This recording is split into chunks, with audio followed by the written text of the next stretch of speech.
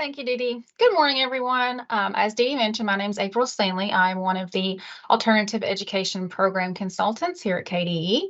And we're just going to give you a quick overview this morning of Alternative Education Program and ILPA data standards, as well as the new Alternative Education Program Infinite Campus Custom Support.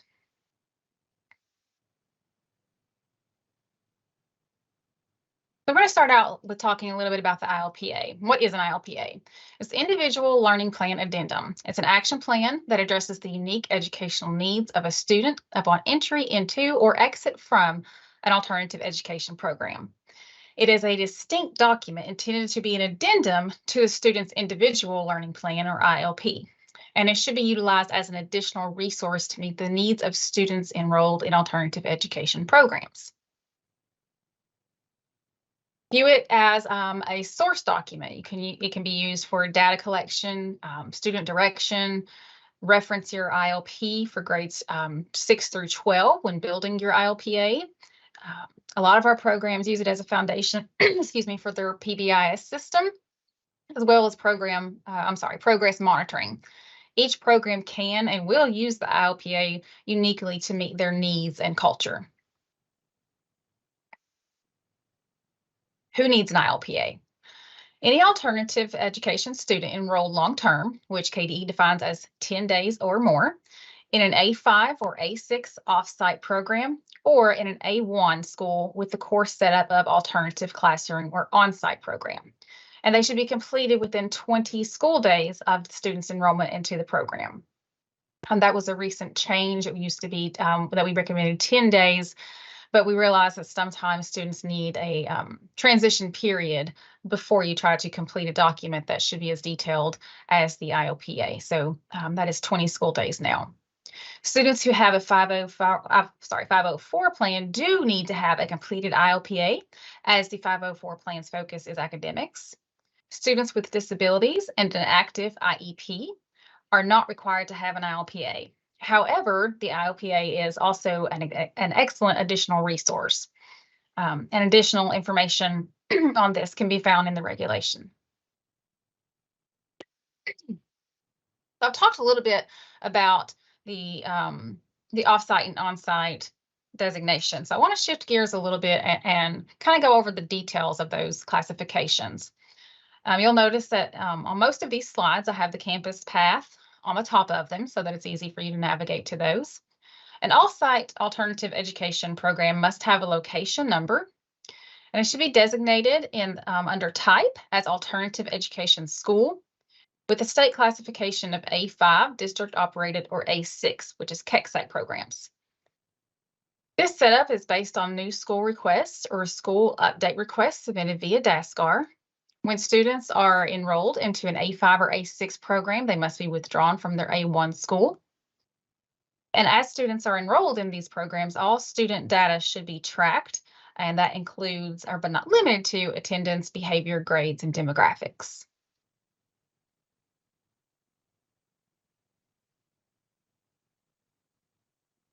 On-site alternative education programs must have course sections marked as 02, alternative classroom in the special type drop list for each content class offered to students. Students placed in an on-site program should be assigned to the specified course sections, and you can see an example of what that looks like here. In the past, the regulation did not define off-site and on-site, but that has changed as of November. So we've had a few questions come up about that. So we decided to cover that in a little more detail of what an offsite versus an onsite might look like. Offsite programs are generally located in a separate building than an existing A1 school. Programs that are in an existing A1 school but offer grade levels different from the A1 in which they're located can be designated as an off-site program. So for example, if your on-site program is in the high school, or sorry, if your on-site classroom is in high school, but you also serve middle school students, that can be considered an off-site program. On-site programs are generally located within an existing A1 school and offer the same grade levels as the A1 in which they are located.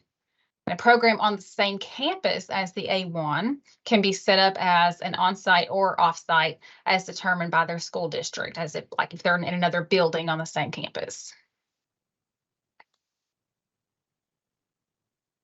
So shifting back to the ILPA, one of the first things you want to think about when you're planning to do ILPAs for alternative students is forming a transition or ILPA team. And here is that campus path when you get ready for that process. You're going to enter all staff that will be participating in the transition planning for the student by using either of the two functions noted here. Find and link new team member. This option populates drop list based on district assignments. Enter new team member and allows manual entry of a team member who may not necessarily have an existing district assignment. Team member data will populate with team meeting information within the ILPA. Ideally, anybody who has a relationship with the student and or knowledge of their situation with a vested interest and influence in the success of the student should be on the team. So it may vary by student. Each ILPA team does need to have teachers who were involved with the student, traditional and alternative leadership representation, the student, their guardians or caregivers, and a counselor, mentor, a therapist if feasible. So what are the components of the ILPA? The ILPA has sections for behavioral and academic goals, like social emotional needs, their strengths and challenges, college and career readiness goals, transcripts, partial credits, assessment scores, and relevant documents such as a graduation plan, a transition plan, or other legal documentation. If you feel the information would be helpful for monitoring student progress, include it here. Our students in alternative education programs are often very transient. Therefore, we want to ensure that as much information as possible goes with those students when they transition to other programs to help boost their chances of success. When you're getting ready to set up your ILPA, the ILPA setup document that I have linked here will assist the district with setting up the template banks, which we're going to talk about in a little more detail, located in various parts of the ILPA. If your district has off-site programs, you want to reference the attribute dictionary setup section of the ILPA setup document to populate the off-site drop list on the plan information editor of the ILPA. Districts should grant appropriate users in the district and program access to the ILPA module. And user access for these will vary in local districts, and it's their decision. So template banks. Often when we're monitoring or just having conversations with alternative programs, I have found that they don't always use or know that the template banks even exist. So I thought it would be good to cover those a little bit to make sure everybody's aware that they are there. There are several scroll text boxes within the ILPA criteria editors. And if the data label has a paper symbol beside it, a template can be created. And utilizing this tool will help expedite the ILPA completion process. The following fields within the ILPA may have template banks made available by the district: criteria for re-enrollment, student strengths, student needs, goals, and objectives. And again, that's another thing that will vary greatly depending on the criteria your program uses most often. So the ILPA has several editors, and we're going to go over a few of these in more detail. But just quickly, the student information and the guardian information editors will populate data from the student census or household record, respectively. The district and school editor details the district or school that the student is transitioning from. School details will auto-populate if the selection is within the same district. Transition information will auto-populate the anticipated date of transition from the plan information editor entry. And the student information editor review and select all documents available upon enrollment in the program. Reference the student's ILP for a more efficient transition and completion of the ILPA. And again, if you think that a document is pertinent to a student's success, then make sure you include that for comprehensive records as they transition. You want to record students' academic and behavioral strengths and needs, and don't forget to utilize your template bank. I found an excellent document to help have conversations with students about their strengths, their character strengths that we're going to go over in just a minute, to help have more meaningful conversations about identifying the strengths. The goals and objectives editor, you'll identify common goals used in your program and build those into your bank, and updates can be made for individual students. In the team meeting editor, regular team meetings to review student progress is a vital part of the ILPA progress. You want to document the time, purpose, attendance, and outcome of team meetings. Members that were added via the team members section will be available in this editor. I'm going to go over the new ILPA and plan information editor in a little more detail. You can see the path here. You want to create a new document, choose KY ILPA, navigate to the plan information editor, add relevant dates and placement information. Multiple reasons for placement may be selected. Often, you may not know when a student's anticipated date of transition is. That's going to be the case most of the time, right? So the best practice here is just to enter end of 1 year from the student's enrollment date, and that can be changed later.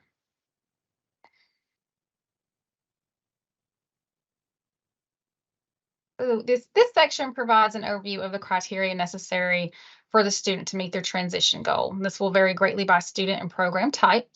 Your template should be filled with criteria that the program and district have set for transitioning back to an A1 school or post-secondary transition.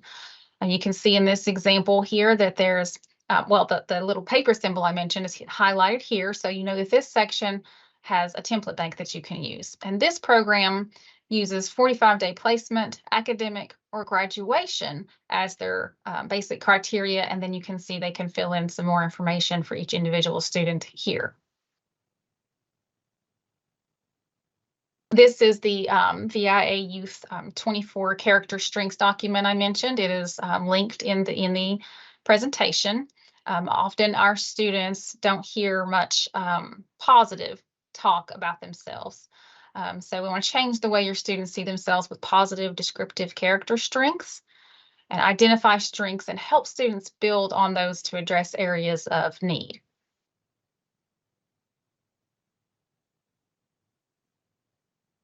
Which brings us back to the goals and objectives editor template bank. You want to develop meaningful goals, and that's why we have this foundation for deeper conversations about student strengths.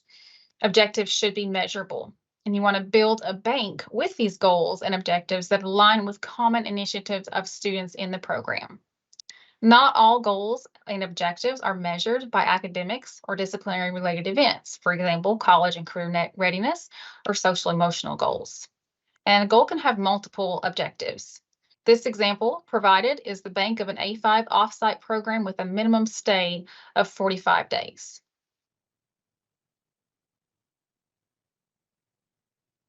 Once you have completed the ILPA, and I cannot emphasize this enough, make sure that you lock it.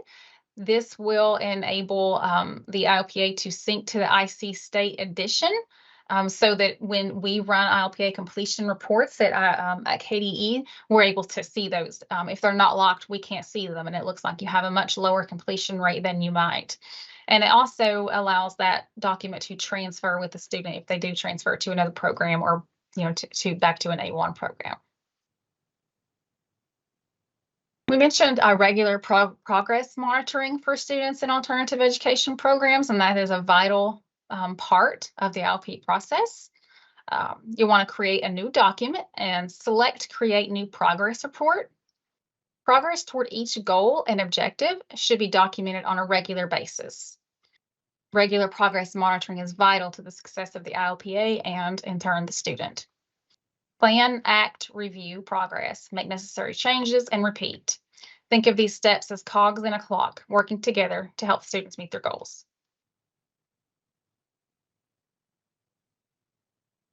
Last year, when we started talking about the consolidated monitoring process for this year, we realized that there was a need for A5 and on-site programs to have access to a comprehensive report. And thus, the parameters for this new alternative education report in IC were born. The purpose is to assist districts and alternative education programs in obtaining data to provide technical assistance and monitoring of students served by offsite and onsite AEPs. It's a new report, so districts must grant appropriate staff access to the report. And you can see the path to that report here.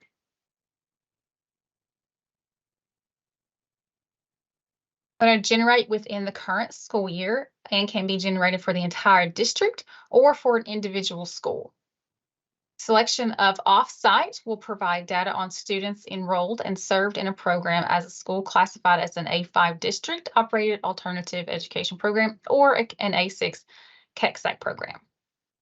If off-site is selected, a date range option will be available and the user can enter date range. If no date range is entered, the report will generate based on the school year selection in the toolbar.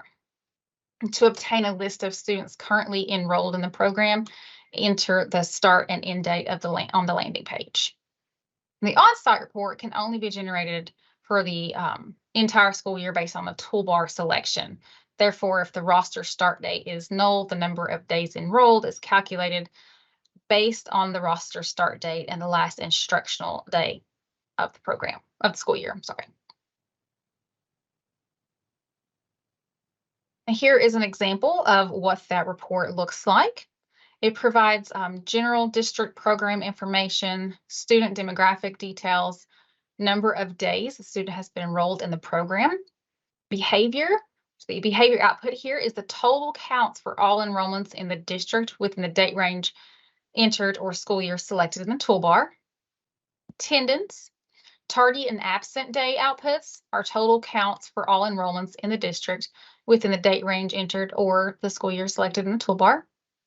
On track to graduate is the student's grad score calculated from various early warning indicators such as demographics, student and parent engagement, attendance, grades, and more.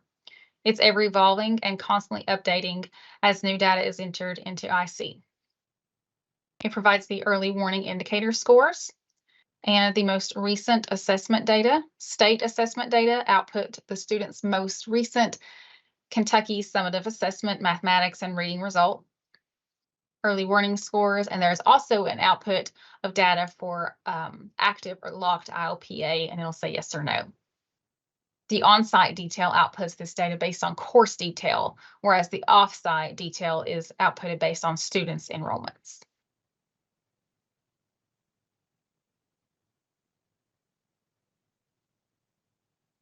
Districts are encouraged to use the data collected by the CASES tools, such as this report and the Persistence to Graduation tool, to better inform their operation and oversight of alternative education programs. This data should be used to track student progress to graduation, chronic absenteeism, monitor behavior, record career interest, and to assess student needs during transition. So for this report, some of the suggested uses are data management and utilization, view list of students served by the alternative program, verify each student has an active and locked ILPA, monitor attendance and behavior of students, obtain detail of course sections designated as 02 alternative classroom and review for accuracy, and monitor progress of students served by the alternative programs by reviewing the early warning scores in the report. The updated quality indicators and alternative education program guidance document includes more of an emphasis on district monitoring and oversight, as well as data management and utilization at the program and district level for continuous improvement. So to obtain a list of students who are required to have an ILPA and do not, filter the number of days enrolled greater than 10. Students with disability would equal N, and active locked ILPA would also equal N. This will give you programs an opportunity to run their ILPA completion rate reports themselves, which has been a consistent request. So that's finally available for programs. Districts should provide access to this report for staff responsible for oversight of programs within their district. And as always, use caution when printing, sharing the report, as it contains personally identifiable information. At the end of this, of my presentation, I provided multiple links here that will give you more detail for each section that we covered. There's my contact information, my partner's contact, Letitia Porter, and of course, Wendy Newton, if you have any data concerns. Are there any questions in the soapbox or the chat for me that need to be addressed? We had a couple that looks like maybe Wendy have answered, but we've got quite a bit of time here. So maybe some folks that are thinking that they would like to answer questions. It's a really good time. So one of the questions was, can schools have different template banks for an ILPA, or is this a district level template bank? And you want me to read Wendy's answer, or you want to take a stab at it separately?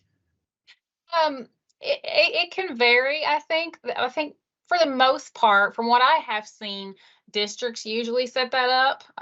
However, I've also seen programs or districts where access is granted to individual programs so that they can set that up themselves. Was I close to Wendy's answer? You are very close. She said the template banks for an ILPA can be set up at the district level or at the program level based on the Infinite Campus toolbar selections. And she's popped on so she can speak for herself. I knew you were out there, but I didn't see you're online. Whether your picture was up yet. So. I'm always around. Yes, April, you answered it correctly. So it's based on the toolbar selections and user access. So it can be, the template banks can be set up at a district level and then used in all programs, or it can, the banks can be set up at individual program levels based again upon the toolbar selections. So that was good. So the other question we got, would a building PBIS team be a good for the ILPA team? I'm sorry, say that again. Would a building's PBIS team be good for an ILPA team? I guess that depends on the makeup of the PBIS team. I want to say for the most part, yes, but you do want to make sure that guardians are included and the student involved teachers, and again, leadership from both the school that the student has transitioned from and the alternative program. So. Yes, I answered that it's a good idea, depending on the situation, but it should be documented in the program policies if upon district approval of their participation. But that would be, like April said, in addition to those other relevant participants or people that are involved in the students' academic career, including their parents, guardians, or themselves. We did have another question just came in. It says, at one time we were advised to keep documents, signed handbook, form, etc., in the ILPA and use ILPA contact log for items that did not fit into the other categories. Should we stop that process? I don't think so. I know in recent updates, Wendy had worked with Infinite Campus to remove some of the documents that were still listed on the ILPA that weren't even really used anymore. But I think that if there are other documents that you feel are important and there's not really a category for it, by all means, continue using those. Yes, so that I agree with April, but it is not a KDE mandate. I'm not sure that it ever was a KDE mandate, but of course, any documentation that's relevant again to the students' academic career and their stay within the alternative program, the district is absolutely can choose to enter that information or add that information to the contact log or within the documents upload screen of the ILPA. It is just not KDE mandated. Right. All right, next question for me, because it's hard to hear me, but I'm hopeful that helped. I just made some adjustments on my computer and hopefully that helps being able to hear me. For an A1 program on site, would it be good to create a BLG to identify the students? I'm assuming BLG stands for building. Building level group? building level group, an A1 program. That is a new acronym for me. I am guessing. Thank you. Because I was thinking Blended learning group. Blended learning blended group. learning Okay. group. Thanks, Jen. We were both wrong, Okay. Dee Dee. I was like, I was just Sometimes hoping I'm one of really y'all good with knew. acronyms, and then other times I struggle. That one got me. I was thinking, the brick and mortar building. So the blended learning they group. stumped us already.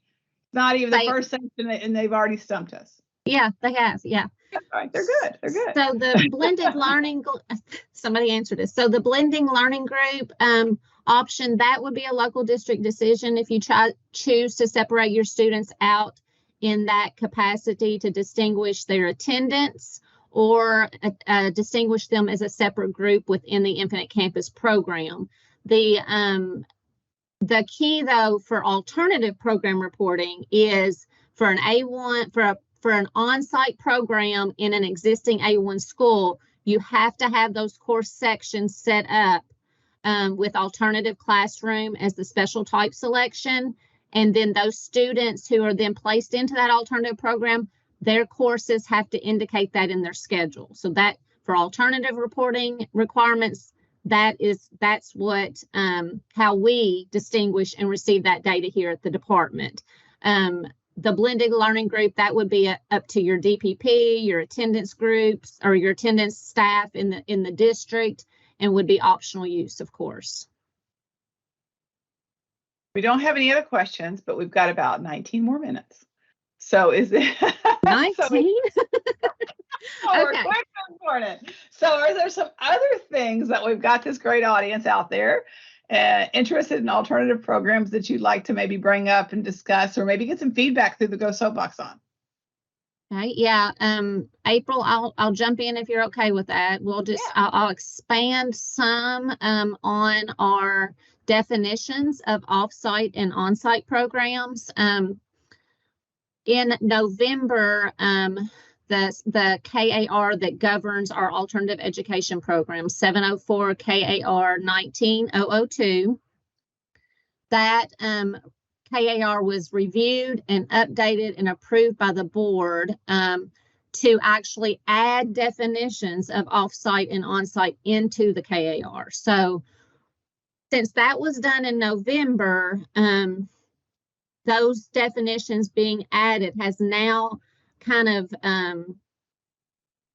I lack of better words, it's kind of mandated us and districts to kind of look at the programs and make sure that they are set up correctly based on those definitions. So like April stated in one of her slides earlier, if you are a program that is located within an existing A1 school, and that program, that alternative program, serves the same grade levels as that A1 school, then that program is defined in KAR as an on-site program. So what that means is if you are a district that has such program and that program has its own school number classified as A5, that really goes against the definition within the KAR now. So those programs will have to submit a DASCAR request to close the schools with the start of the 23-24 school year, and then set up the program as the on-site designation based on the course detail. That's a lot, I understand, and it can be a lot of work for a school district. Communication is about to go out. I'm available anytime to help a district through that process, of course, and so is April. The other end of that is if I am the same type of program inside an A1 facility, but I serve additional grades. So like April said, I am in a high school, grades 9 through 12, but my alternative program also serves my middle school that's in a separate building, grades 6 through 8. Those can remain an off-site designated A5 program. Okay. Another thing with that is if I am on the same campus, if I have a alternative program on the same campus as our high school or middle school, it still remains a local district decision if you want to choose to be tracked as an off-site program or as an on-site program. The key is, especially with those on-site programs, is if you have one of those programs, make sure you're tracking it in Infinite Campus as an on-site program, or as I said, an off-site A5 program. During monitoring visits, this is something that our team looks at to make sure the setup is correct. We have a lot of on-site programs out there that don't have any setup at all. So once you're monitored, that kind of comes up as a red flag, and it'll be a monitoring finding. But we also, if you don't have it set up that way, then we have no way of obtaining the data here at KDE. I don't know if that prompted any other questions, Dee Dee, because I'm not looking at the soapbox right now either. Okay. Well, that's good, because I thought it would. So, but I anticipate if you have. Maybe there's still time to digest that. That was a lot. I bet. And it may have helped if I'd have said go back to the slide, but I really didn't want to kind of mess with your slide navigation there. But please just don't hesitate to reach out to us to discuss that and to see if this is something that you need to change for the 23-24 school year. With the KAR change happening after this school year already started, that was definitely not something that we can mandate for districts to do in the middle of the school year, because as everybody knows, that would probably cause a lot of issues. So this would really be something that needs to really be looked at now and prior to July 1, and kind of get the ball rolling on if any changes need to occur. And for those of you that don't know what DASR is, since we said something about somebody else's acronyms, we like acronyms. It's the District and School Collection Repository. And typically your WAPOC is the one that gives people access to that. And somebody in your district goes into that site and they make changes to schools. And that can include their address or the grade levels, or it can also include their classifications that they feel like they should be under and things like that. And then KDE reviews those requests to make sure those requests stay in line with what our federal requirements are for making changes to schools before approving those. So that's kind of, you may not be involved in DASR, but somebody in your district is, and that's where you're making those school changes. Yes, thank you for saying that. So again, if you need to close an A5 program, you would use that KDE web application. If you need to open an A5 program, you would do the same with that. When I say A5 program, I'll just elaborate that those are your district operated alternative programs. The other classification is the A6, which is your KEXAC facilities. So within the KEXAC facilities, we're not really getting into the offsite, onsite. Most all of those are set up as an offsite program, and we will not be working to change any of those. I just seen in the Go Soapbox that the high school has alternative placement in school suspension. Is this considered an alternative school? If those students are removed from the regular educational classroom for a long period of time, long-term placement greater than 10 days, then those are considered alternative classrooms. So those would be your setup as an on-site program. We've had a lot of questions about that. We are not requiring that movement if it's less than the long-term placement definition, because it does require a lot of course setup and stuff like that. So in the short term, in-school removals, then those will be documented in your behavior, same as any other behavior resolution. But you don't have to change their course detail for just 1 or 2 days. And I'll add that into the answer. Okay. Do we have another question or? Not yet. Okay, I thought I seen something pop up. So, we do. How do you indicate an on-site alternative classroom in Infinite Campus? Okay, so Section B of the Alternative Program Data Standards will tell you how to do this, but you have to designate a section for the course. There we go. And your special type should be selection of O2 alternative classroom. And since we have time and we're here, I'm going to go ahead and put a plug out that districts, many times when we start seeing these data pop up into our alternative program reports, these sections are sometimes selected of alternative classroom when they're really not the alternative classroom. They're instead like a alternate classroom for special education students. So don't confuse the two. We see that a lot. these alternative classroom O2 selection is specifically for your on-site alternative educational programs.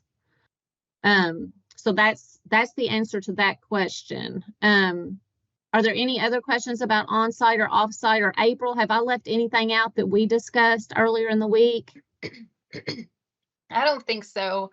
But I would like to reiterate again that the middle school, if you're serving, for example, the middle school students on the high school, that still can be considered an off-site, because I know that was a very confusing part for me. I'm thinking if it's on-site, it's on-site, right?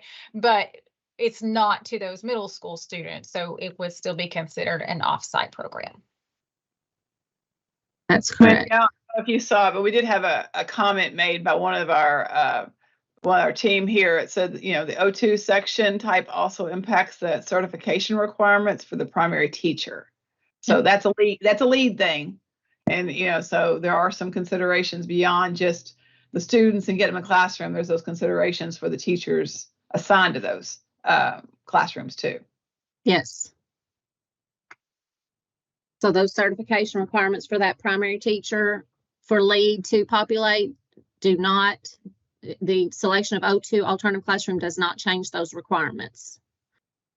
So let's go back then and talk a little bit more about the report, the new report that just was sent out. And before I move to that, I will say there is a big communication about to go out next week about these off-site, on-site designation definitions and instructions on what to do for the upcoming school year. So this report is, like April said, something that that alternative programs have asked for quite a while.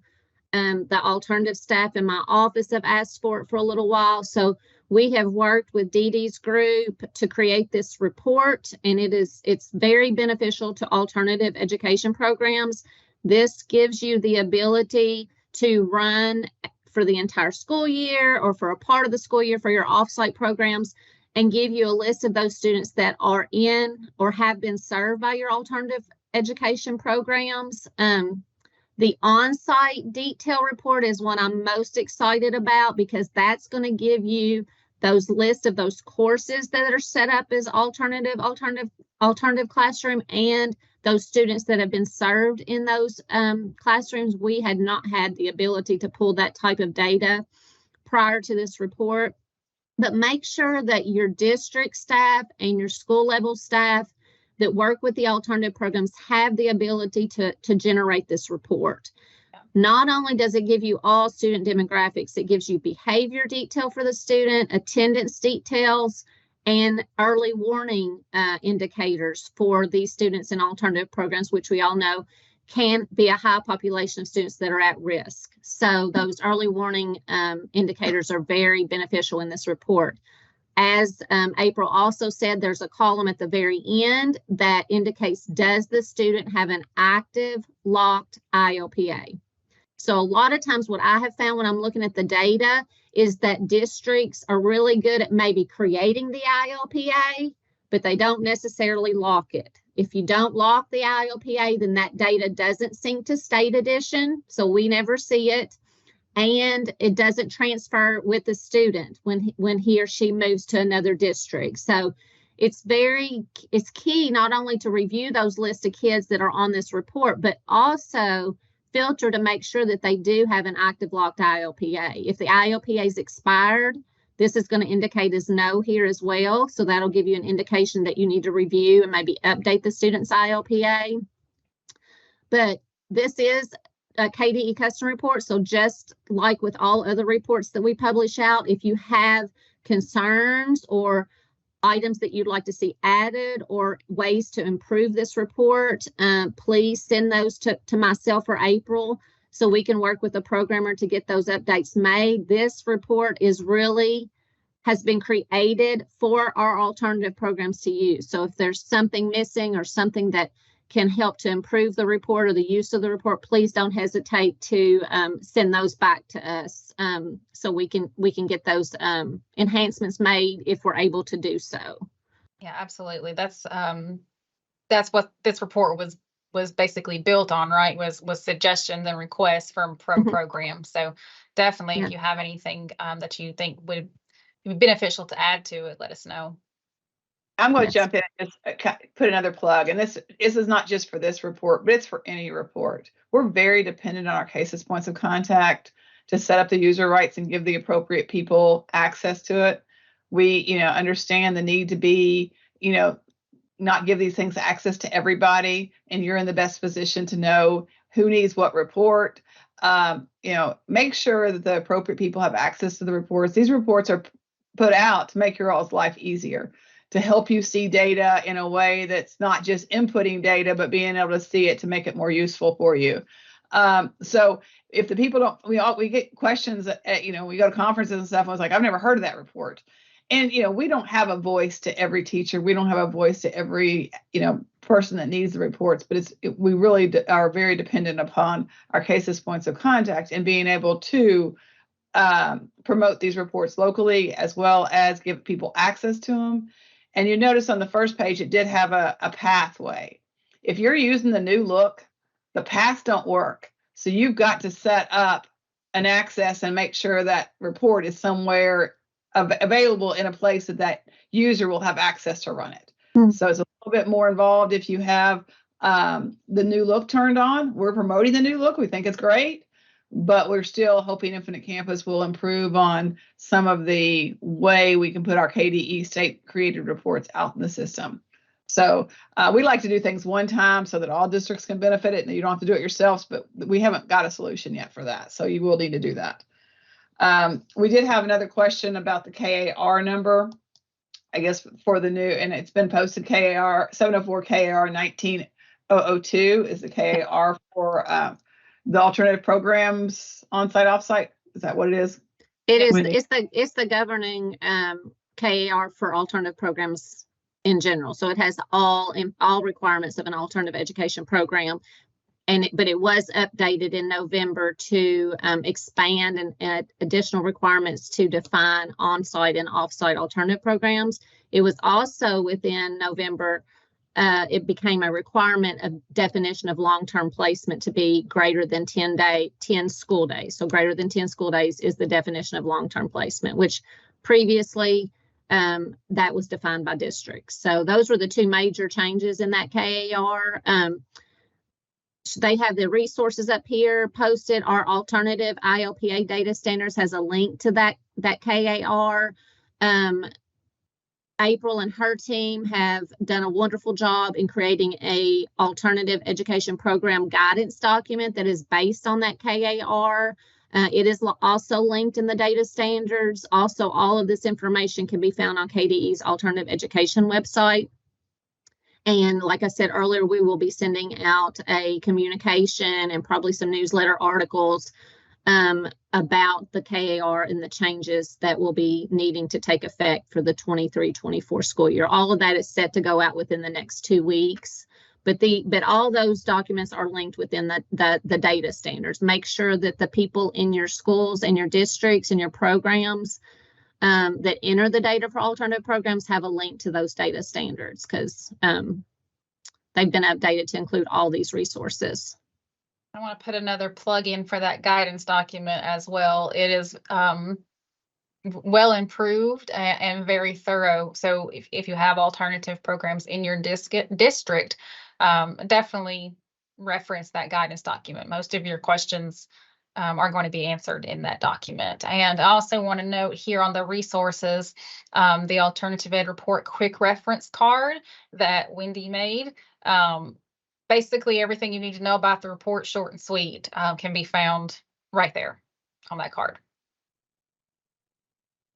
Yep, a lot of resources. There's been, like she said, that guidance document also has a frequently asked questions section. Mm-hmm. So a lot of the questions that we've received are answered in that document, and it is a working document. So if you have suggestions for that or other questions that you think would benefit other programs, we can always add to that document and repost it to our website. Yes, please. If you have any other questions, let us know.